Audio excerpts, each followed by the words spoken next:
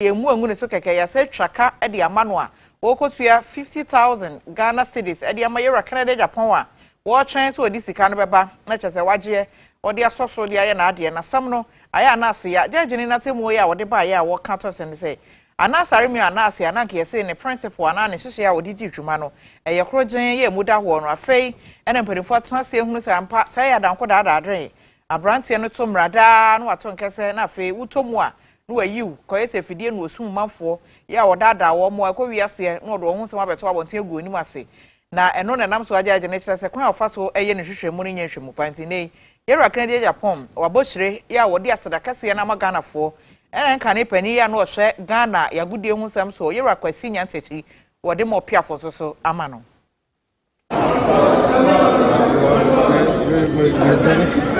Bruce. Sorry. Hi, pass your ball. Yes. He's the judges. He asked himself, how could he have made that mistake? That 3 people covered their face and he didn't even know who was an ass. And still convicted his colleagues judges. Unfortunately, he's dead. He should have seen today's judgment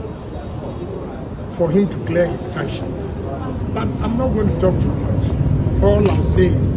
the victory is especially for Wasinyan Techi and the gentleman here. What they have gone through are massive humiliation in this country. Nobody, no citizen of this country should go through like that. I tell you today, the 50,000, I don't need it. I give it to him, but he should live with his conscience. And a World Consumer Day. Na lawyer ni bako ya wono wabene e we kwan fa so a consumer wo koto ade na manfo ya esumu wo no e wo so wo mjeje wo so anase wo mkrokro wo na atumi to ade ni bi empo utumi ye kra wo se wo de kwakoto ade no wa kire se mra no bebre ho no mu a yensoda ensua mu ade kopim se yede beko eya se ni bia anase mranimfo na wo mabiebie nsam ni mu ama ye nyina yete ho ase no enya de se consumer anase obi a wo kokoto ade ewo adetoni honom obenya eye ne fa hodi anase ne mranimu ni no ye Manford Joshua Lutrot eno de nsam tudwa wo kire se de braso se wiase amanyina ye ni bebre na ye de nsam na kwakopenkyere mu pa se be ya wo mo ekoto ene wo mo eto nyina no wo mehu sunsun ya eda wo nsam wo na obi ba na tena so beto ade a wo hunu tumi ye kura no.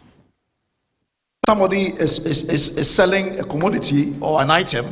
I am interested to buy that item, and maybe the price that he puts out is, let's say, 100 Ghana cedis. But I said, look, I can offer you 80 Ghana cedis for this item. And the seller agrees to sell to me that item at 80 Ghana cedis. At that point, a contract has been established. A contract has been formed between me, who is a buyer, and then the seller. And once this transaction is regulated by a contract, then there are some legal underpinnings to the transactional relationship between the buyer and the seller. And so it is important for us to address the fact that the consumer has rights, because at the point that the contract is formed between the seller and the buyer, and the contract is formed, then it creates some rights, it creates some duties, it creates some obligations for the parties. So once there is a contract of sale between a seller and a buyer, it creates some legal relationships, and based on this legal relationship, there are rights, there are obligations, there are duties, there are responsibilities of each party to ensure that the transactions or the contract that have been formed between the parties are enforced. And in fact, in contracts, there are also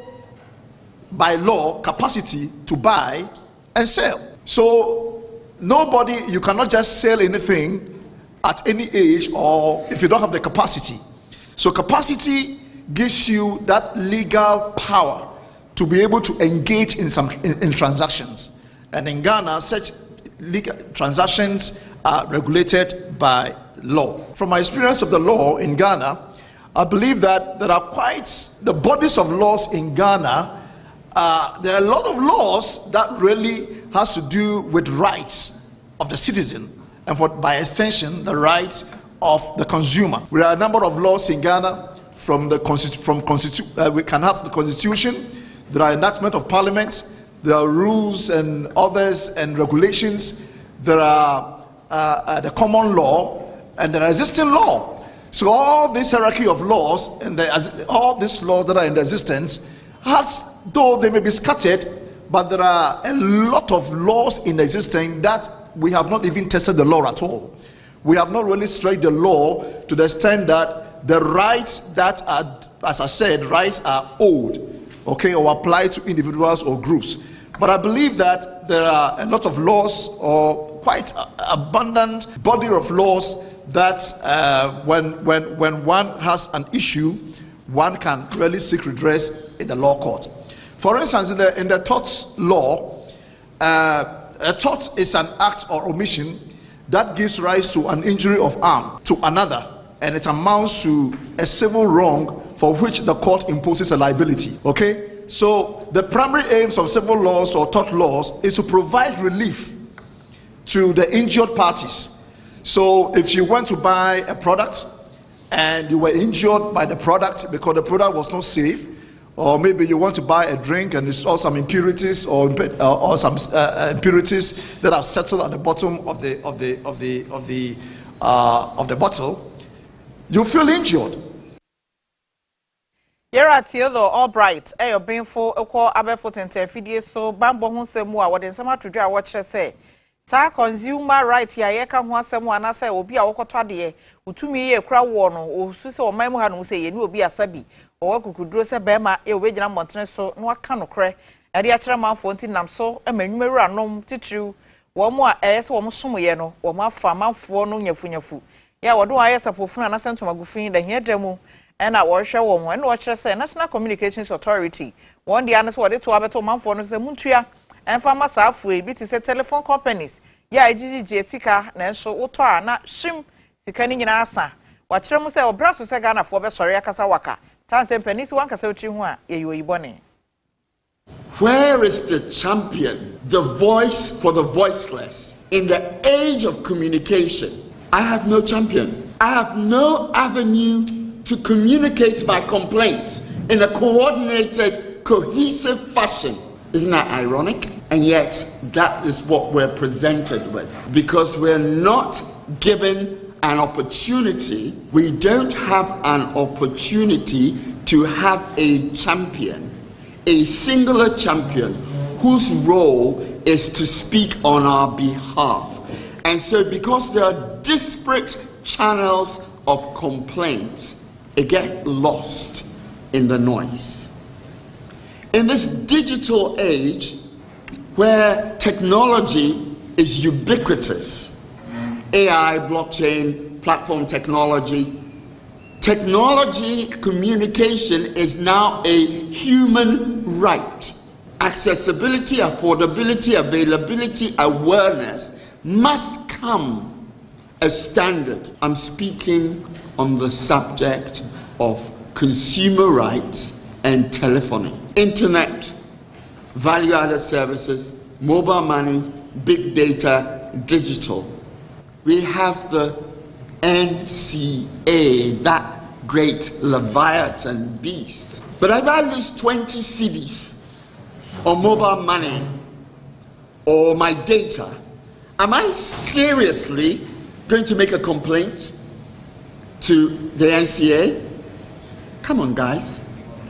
Yes, I might reach out to the telco once or twice or three times, but when you get frustrated and there's nobody to voice out your frustrations, you're left to pick up the pieces. And you do what? Nothing.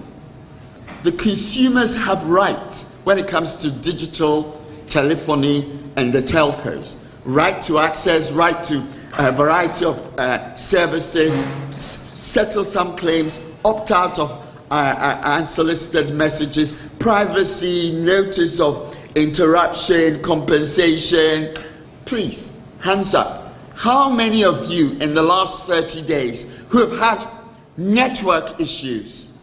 who have had drop calls, have had the nerve to call up the telco and say, guys, who me? Nobody does, because the existing channels, quite frankly, are not fit for purpose. Word of mouth will travel 1 mile for good service and 7 miles for bad service. If I have a bad experience, I'm going to tell everybody. Kana fo nyina ni musebe mfie mienu ni na sofo ya ohwe akwante mpon wonsam so ye ramu akwata wode tudwa se amanfo kasa se sabre na ho kira bapa anti yaban no nya bibi mfa mo nam so e ma akwante mpon wonsam so ade ya friend ni se toll booth no otutu ni nyina mu e ma nipa ye adwuma kora kotena fie bo bra nei papa no atentafie agufom sad ne tetre mafa ya wo ka kire Ghana fo nyina se bebi edru no mpani sisan kofa yegiri enti wokuna chi akohwe se obebie toll booth no apedifo ho kotena se na fe ahyenra nom ene ahyenkafo a etwemu no wotimi etuetue sika ntokua nketwa de ama ban ye sika ye hye no toll booth no nye sika ketwa afi wo mo adidwa ho nso benya daje o makokyira wadi wondwa kakra sansa na bua ye pa ene yetum no wo musun ye na saa nsɛm na CTV tisi montre so ye ne manfo ye twihyɛn fa kaso ampotem wo sansa kaso empotem hono no toll booth ba ko hono mo ene sɛ de traffic ne kye ne nyasɛm ketwa sɛ amanfo adaje ankasa saa bre yo ampani si wosade ba biom no sɛn na drafo ne manfo e wo hono won ho eye won wode nsɛm sei atwudwa Brian Semtroni Samuel Ado one arofo mo efa kaswa kwantempoi eso etwetwe enkomo enomo editor twase se aban no esan ede tofi no ede ababem ni die ekwan aban no efa so na mwetimi enye sika ede aboa economy no ma etimi ejina ne nan so afei so ebetimi ama wona asabio omo edidam no etimi enye dwuma asan ayebiom esanza titru na dodo na no mo eye dwuma e otobutu on bebre na sabio mo ne pedwa ne bebi atochima afei so omo ede yeto gesen kapan no electronic toll na omo ka so mo beba no enkomo nye ne sa de beye nei traffic no ensan enchi omo biom na obedru ho no na ka abodom tim e wo ho ensem omo de tudwa eni oi toll booth amusa de bebiom okay na yes de nanka because of ayarefo no mo wo ho na ade no ebo omo nso mo amutumi nya bididi no ye ni hwe ka but traffic e wo mu no bebi abefa bia traffic e bia obetumi aba ba anajo obetumi akobiom no because of toll booth nti obedi mu before abedu toll no abedu ano na time no ko 12 krabo na obefi ade se obefa bebi dasa that time so na ejuma no ensi ye nso because of toll traffic nti no ode ba no ne ye afa baako ebema nkofo foforo enso anya ejuma ye ebesa ama oman no enya eto nti ba ode ba no de me de mintumi nkase de a onjai ode ba ebeboa ama binum anya ejuma ye ebeboa ama oba no so oman no so foto akọ animu mfa nsakraye mrem nsakraye emrem no bi ti se ba bi ti se ofrikom ankana ha kumasi a uduru ba bi ti se kubasi a toll booth na wo ho no to de bi ho kakra no waduru kumasi awie so ahwe be de bi 2 hours wo ho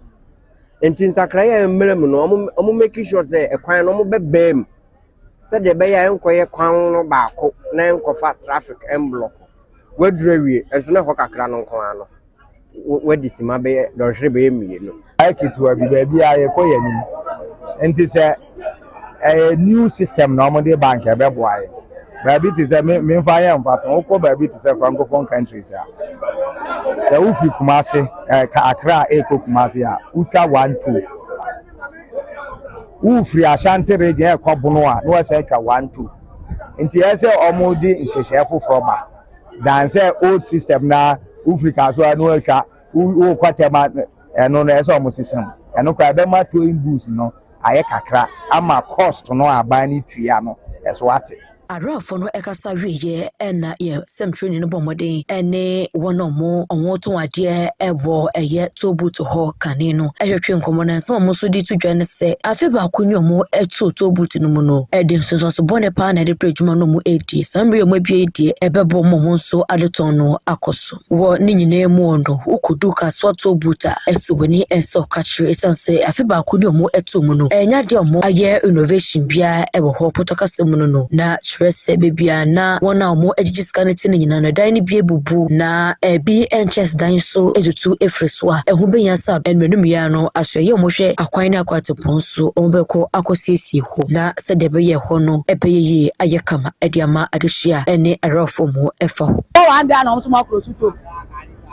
ya nya adu ntire bia adeɛ kyɛ ɔmo de ɛba adeɛ sɛ ɛba nti yɛ hwɛ sɛ we deɛ sɛ bɛba mpala ɔmo de ba me de matete ba ɔmo de ba sɛ ya me na yɛda na ase odo no ɔmo gyae no but ɔmo makase ne deɛ kɔ kan nti sɛ first no ba jo no hɔ na yɛ kaka sensen so ɔmo de ba ya me na yɛda na ase aha na nkwala na obi ɔha ɔni maame ni papa aha na ogina ọtọn ade ọdị biko school obisu ana na ọdịhwe na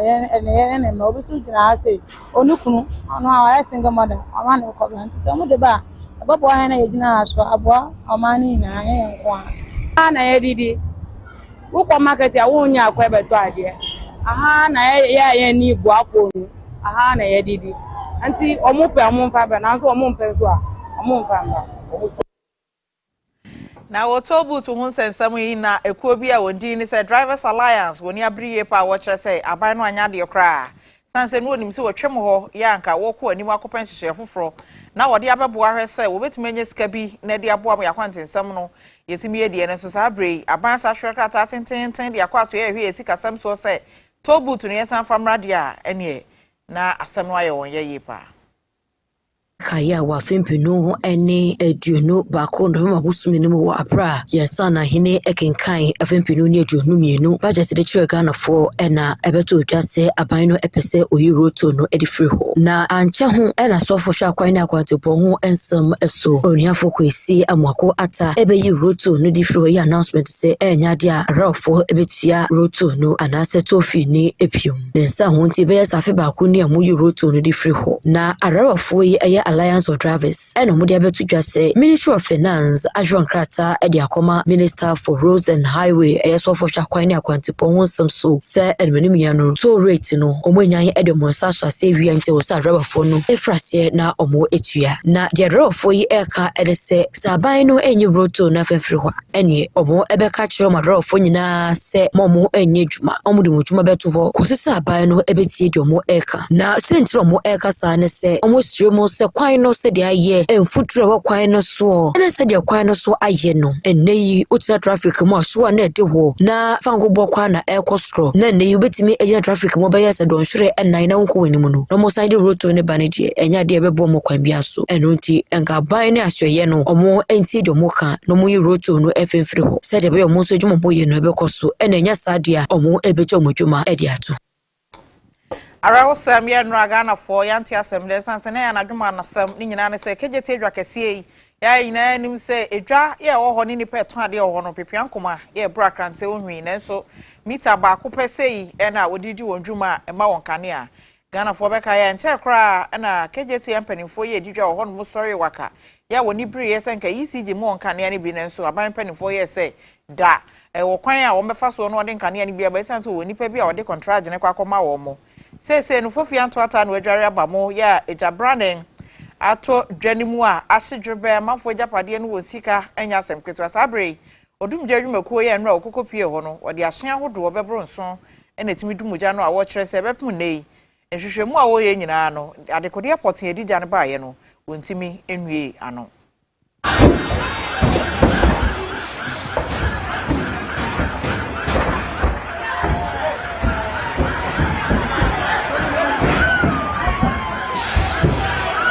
Enti sabuhu a ewusia kumo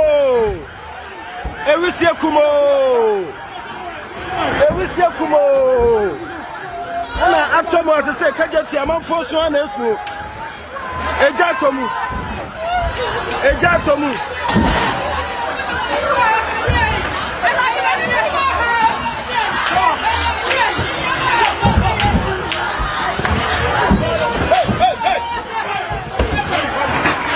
Obie jane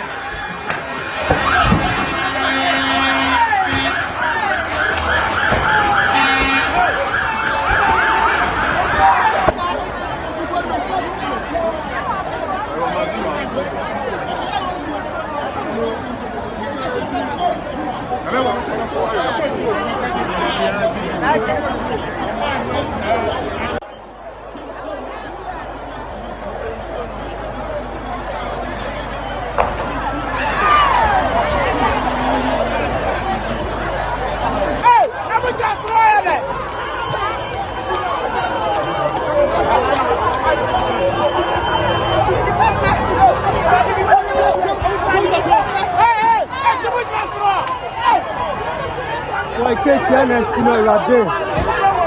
Ketia.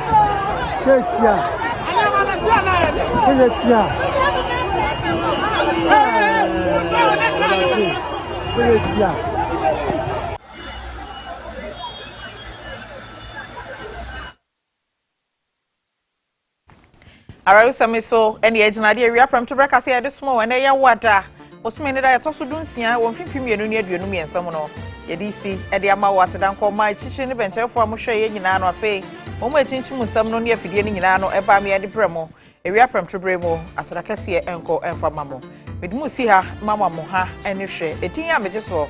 ene Hajia Bintu Saana